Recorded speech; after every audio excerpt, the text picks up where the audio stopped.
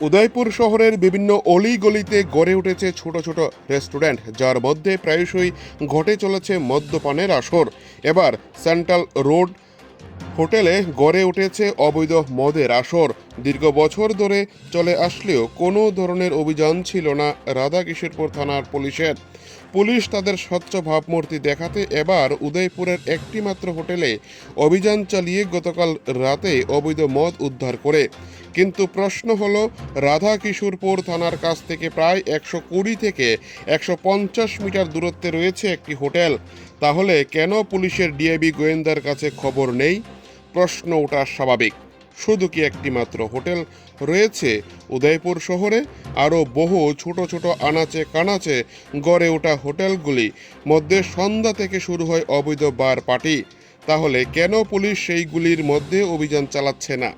লোক দেখানো কিছু অভিযান এবং সংবাদ মাধ্যমে নিজেদের স্বচ্ছ ভাবমূর্তি ধরে রাখার জন্যই যদি এই ধরনের অভিযান করা হয়, তাহলে নানা প্রশ্ন কিন্তু উঠতে শুরু করে। বিভিন্ন সময় থানার পাশ দিয়ে দ্বিচক্র মোটরযান দিয়ে প্রায়শই হোম ডেলিভারি মদ নিয়ে পাচার করা হচ্ছে। কেন পুলিশের ডিআইবি গোয়েন্দা এইসব বিষয়ে নজর দিচ্ছে না? শুধু রাজনৈতিক খবর আধিকারিকদের কাছে জানিয়ে নিজেদের সরকারি চাকরি সুরক্ষিত রাখছে।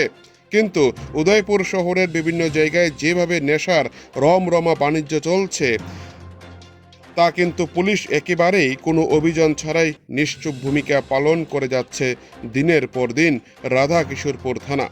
গতকাল এই ধরনের অভিযান চালানোর পর শহরবাসী মনে করছে অবশেষে আষাঢ়ের ঘুম ভেঙেছে রাধাকিশোরপুর থানার ওসির।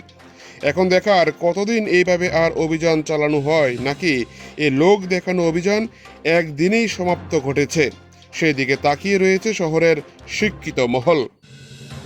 উদয়পুর থেকে নিজস্ব প্রতিনিধির রিপোর্ট, টিভি 100 বাংলা।